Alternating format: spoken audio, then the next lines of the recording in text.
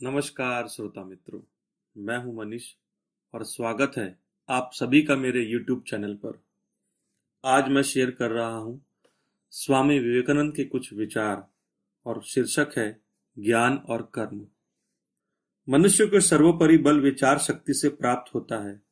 जितना ही सूक्ष्मतर तत्व होता है उतना ही अधिक वह शक्ति संपन्न होता है। विचार की मुख्य शक्ति दूरस्थ व्यक्तियों को भी प्रभावित करती है, क्योंकि मन एक भी है और अनेक भी। विश्व एक जाल है और मानव मन मकड़ियां। यह विश्व एक विश्वव्यापी सत्ता का गोचर रूप है। इंद्रिय गोचर व विश्व नियंता ही तो हमारा विश्व है। यही माया है। यो तो यह संसार भ्रम है। सत की अपूर्ण झांकी एक अर्ध उद्भास, जैसे प्रातः सूर्य एक लाल गोला दिखाई देता है। इस प्रकार सभी अशुभ और दुष्प्रवृत्तियां दुर्बलता मात्र हैं, शिव की अपूर्ण झांकी। निरंतर विक्षेप किए जाने पर सरल रेखा एक वृत्त बन जाती है। शिव की खोज स्वयं अपने में ही वापस ले आती है। मैं स्वयं संपूर्ण रहस्य ब्रह्म हूँ। मैं एक शरीर भी हूँ, निम्नतर अहम, और मैं विश्व का प्रभु भी हूँ। मनुष्य को नैतिक और शुद्ध क्यों होना चाहिए? क्योंकि इससे उसकी संकल्प शक्ति बलवती होती है। वह सब जो मनुष्य की सत प्रकृति को उद्भासित करते हुए उसकी संकल्प शक्ति को सबल बनाए, नैतिक है, और वह सब जो उसके विपरीत करे, अनैतिक है। मानदंड देश देश और व्यक्ति व्यक्ति के लिए पृथक पृथक है। मनुष्य को कानूनों, शब्दों आदि की दास्ता की स्थिति से अपने को मुक्त करना ही चाहिए।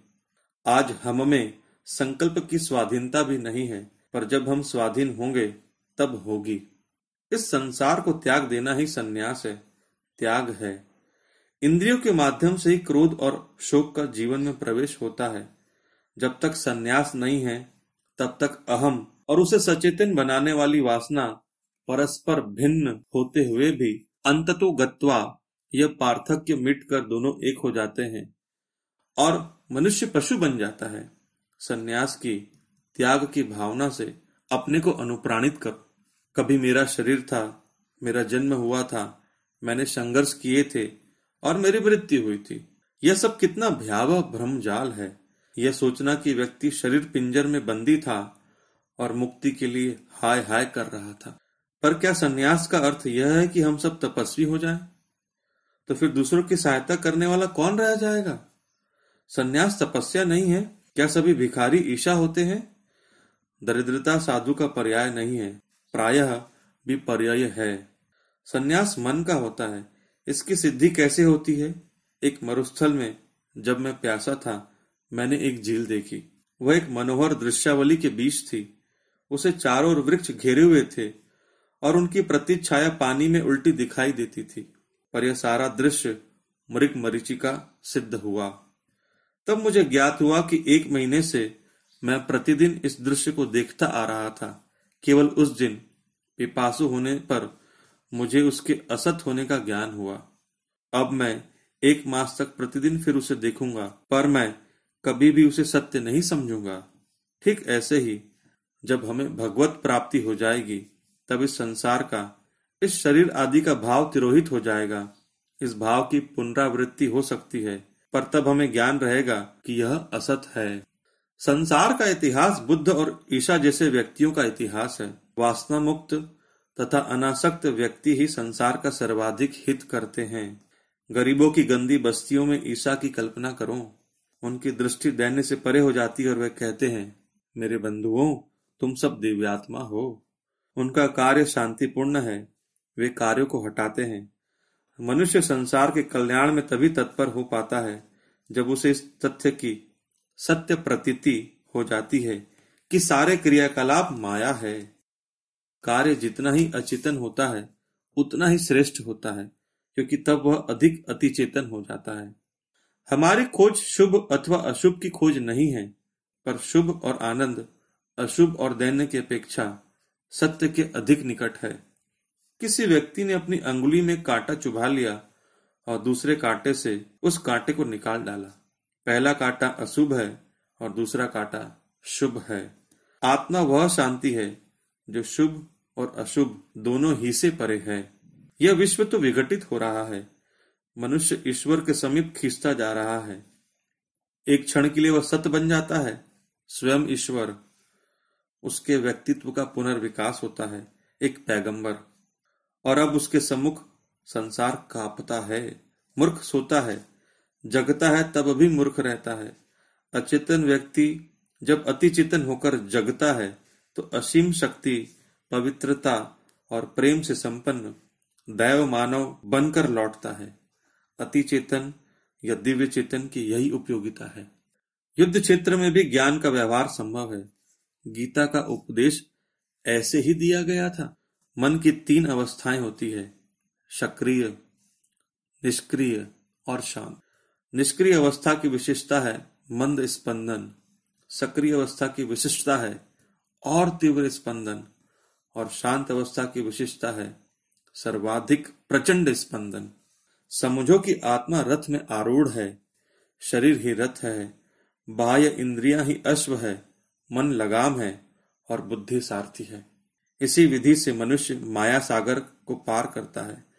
वह इंद्रियातीत हो जाता है, पर ब्रह्म में अवस्थित हो जाता है। जब तक मनुष्य अपनी इंद्रियों के अधीन है, तब तक वह संसारी है। जब वह इंद्रियों को अपने अधीन कर लेता है, वह त्यागी हो जाता है। क्षमा भी यदि दुर्बल और निष्क्रिय हो तो सत्य नहीं है, उससे तो युद्ध वरेण्य है। क्षमा करो तब जब अपनी विजय के लिए असंख्य देवदूतों का भी आह्वान कर सको। अर्जुन के सारथी कृष्ण ने अर्जुन को यह कहते सुना, हम अपने शत्रु को क्षमा कर दें, और उन्होंने उत्तर दिया, असोच्यानन्व सोच सत्वम प्रज्ञावाद्या सच्चम भाससे। बातें तो बड़े विवेकी पुरुष किसी करते हो, पर अर्जुन तुम विवेकशील नहीं का पुरुष हो। जैसे कमल पत्र जल में रहकर भी जल से अस्पृष्ट रहता है, वैसे ही इस संसार में आत्मा को रहना चाहिए। ये एक युद्ध क्षेत्र है, इसमें युद्ध करके अपना मार्ग प्रशस्त करो। इस संसार में जीवन है ईश्वर से साक्षात्कार का प्रयास मात्र। अपने जीवन को त्याग से परिपुष्ट संकल्प शक्ति की अभिव्यक्ति का रूप दो। हमें अपने समस्त मस्तिष्क केंद्रों को इच्छानुसार संयमित करना सीखना चाहिए। जीवनानंद इसकी पहली सीढ़ी है। देह दंडात्मक तपश्चर्या तो पैशाचिक है। लाचारी से प्रार्थना करने की अपेक्षा हंसना अच्छा है। तो गाओ, दैन्य से पीछा छुड़ाओ। भगवान के लिए दूसरों को इसकी दैन्य की छूत न लगने दो। कभी भी यह मत सोचो कि भगवान कुछ सुख और कुछ दुख को बेचा करता है। अपने को चारों ओर से सुंदर पुष्पों, चित्रों और धूप गंध से आवेष्टित कर लो। संत लोग पर्वत शिखरों पर प्रकृति का आनंद लेने के लिए जाते थे। दूसरी सीढ़ी है पवित्रता। तीसरी सीढ़ी है बुद्धि का प्रशिक्षण। तर्क द्वारा असत्य से सत्य को अलग करो। यह दृष्टि प्राप्त करो कि एकमात्र ईश्वर ही सत्य है। यदि एक क्षण के लिए भी तुमने यह सोचा कि तुम स्वयं ईश्वर नहीं हो, तो तुम्हें महाभय ग्रस लेगा। और जैसे ही तुम सोचोगे सो हम, मैं वही हूं, वैसे ही तुम्हें महान आनंद और शांति की उपलब्धि होगी। इंद्रियों को वश में लाओ। कोई मुझे शाप देता है, फिर भी मुझे उसमें ईश्वर का दर्शन करना चाहिए। उसे अपनी ही दुर्बलता के कारण मैं शाप देने वाला मान बैठा हूं। वह दीन जिसका हम कुछ उपकार करते हैं, हमें एक विशिष्ट अवसर और अधिकार प्रदान करता है। अपनी अनुकंपा से प्रेरित होकर ईश्वर अपनी पूजा इस प्रकार करने का अवसर हमें देता है। संसार का इतिहास उन थोड़े से व्यक्तियों का इतिहास है जिनमें आत्मविश्वास था। यह विश्वास अंतः स्थित देवत्व को ललकार कर प्रकट कर देता है। तब व्यक्ति कुछ भी कर सकता है, सर्वसमर्थ हो जाता है। असफलता तभी होती है जब तुम अंतस्थ अमोघ शक्ति को अभिव्यक्त करने का यथेष्ट प्रयत्न नहीं करते। जिस क्षण व्यक्ति या राष्ट्र आत्मविश्वास खो देता है, उसी क्षण उसकी मृत्यु आ जाती है। हमारे भीतर एक दिव्य तत्व है जो न तो चर्चों के मतवादों से पराभूत किया जा सकता है, न भत्सरना से। जहां कहीं भी सभ्यता है, वही मुट्ठी भर यूनानियों का प्रभाव प्रकट है। कुछ न कुछ भूले तो सर्वदा होगी ही, उस पर खेद मत करो। महान अंतर्दृष्टि प्राप्त करो। यह न सोचो कि जो हो गया हो गया, कितना अच्छा होता यदि यह और सुंदर ढंग से संपन्न हुआ होता। यदि मनुष्य स्वयं ब्रह्म न होता तो मानव जाति अब तक प्रार्थनाओं और प्रायश्चितों के मारे पागल हो गई होती। कोई छूटेगा नहीं, कोई नष्ट भी नहीं होगा। अंततः सभी को पूर्णत्व की प्राप्ति होगी। अहर्निश आह्वान करो, आओ बंधुओं, तुम सब पवित्रता के असीम सागर हो। ब्रह्म बनो, ब्रह्म रूप में अपने को प्रकट करो। सभ्यता क्या है? वह अंतस्थ देवत्व की अनुभूति है। जब अवकाश मिले इन विचारों की मनसा आवृत्ति करो और मुक्ति की कामना करो। यही सब कुछ है। जो कुछ ईश्वर नहीं है उसे अंगीकार मत करो, जो कुछ ईश्वर है उसे प्रतिष्ठित करो। अहर्निश इसका मानस संकल्प करो। इस प्रकार आवरण क्षीण होता जाता है। मैं न मनुष्य हूं, न देवदूत, न मेरा कोई लिंग है, न कोई मेरी सीमा है। मैं स्वयं ज्ञान हूं, मैं ब्रह्म हूं। न मुझ में रोष है न घृणा। मैं हर्ष विषाद से परे हूं। जन्म मरण मुझे कभी व्याप्त नहीं हुआ, क्योंकि मैं तो निर्विशेष ज्ञान, निर्विशेष आनंद हूं। मैं ब्रह्म हूं, जो मेरी आत्मा है। मैं ब्रह्म हूं। अपने को अशरीरी अनुभव करो। शरीरबद्ध तुम कभी हुए ही नहीं। वह सब अंधविश्वास था। समस्त दीन, पद दलित, पीड़ित और व्याधिग्रस्त मानवों को दिव्य चेतना लौटा दो। लगता है कि हर पंचशती के लगभग इस विचार की एक लहर धरती पर छा जाती है। अनेक दिशाओं में छोटी छोटी लहरें उठती है, पर उन सबको कोई एक लहर आत्मसात कर लेती है और संपूर्ण समाज पर छा जाती है। जिसके पीछे सर्वाधिक चरित्र बल होता है, वही लहर ऐसा कर पाती है। कन्फ्यूशियस, मूसा और पाइथागोरस, बुद्ध, ईसा, मुहम्मद, लूथर, काल्विन और सिख गुरु थियोसाफी, आत्मवाद तथा ऐसे ही अन्य सिद्धांत, इन सब का तात्पर्य मनुष्य के अंतःस्थित देवत्व का उपदेश ही है। यह मत कहो कि मनुष्य दुर्बल है।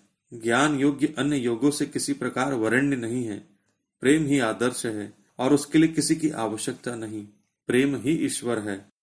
इसलिए भक्ति द्वारा भी हमें आत्मस्थ ईश्वर की उपलब्धि होती है। मैं वही हूं, ब्रह्म हूं। जब तक मनुष्य नगर, देश, जीव और जगत को प्यार नहीं करता, तब तक वह काम कैसे कर सकता है? विवेक अनेकता में एकता की उपलब्धि कराता है।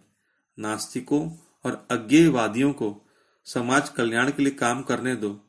इस प्रकार भी ब्रह्म की प्राप्ति होती है। किंतु एक बात से अपने को सावधान रखो, किसी की आस्था को विचलित मत करो। इतना ज्ञान तो तुम्हें होना ही चाहिए कि धर्म मतवादों में नहीं है। धर्म की सत्ता है आत्म स्थिति में, आत्म परिणति में, आत्मानुभूति में। सभी मनुष्य जन्मना मूर्ति पूजक होते हैं। निम्नतम श्रेणी का मनुष्य पशु मात्र है, उच्चतम मानव पूर्ण होता है, और इन दोनों के बीच में स्थित सभी को ध्वनि और रंगों, मतवादों और अनुष्ठानों के माध्यम से विचार करना होता है। कोई मूर्ति पूजक की स्थिति को पार कर गया या नहीं, इसकी कसौटी यह है, जब तुम कहते हो मैं, तब तुम्हारे मन में तुम्हारा शरीर आता है या नहीं। यदि मैं कहने पर तुम्हारे विचार में तुम्हारा शरीर आ जाता है, तो तुम अब भी मूर्ति पूजक हो। धर्म बौद्धिक जकल्पना नहीं है, धर्म अनुभूति है।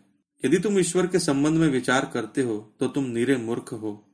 अज्ञानी पुरुष भी प्रार्थना और भक्ति के सहारे दार्शनिकों से परे बहुत ऊंचा उठ सकता है।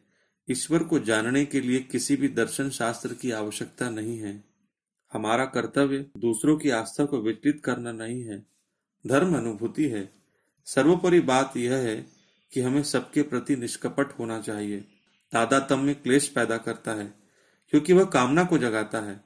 एक दीन व्यक्ति सोना देखता है तो सोने की आवश्यकता के साथ अपना तादात्म्य अनुभव करता है। साक्षी बनो, प्रतिक्रिया दिखाना मत सीखो।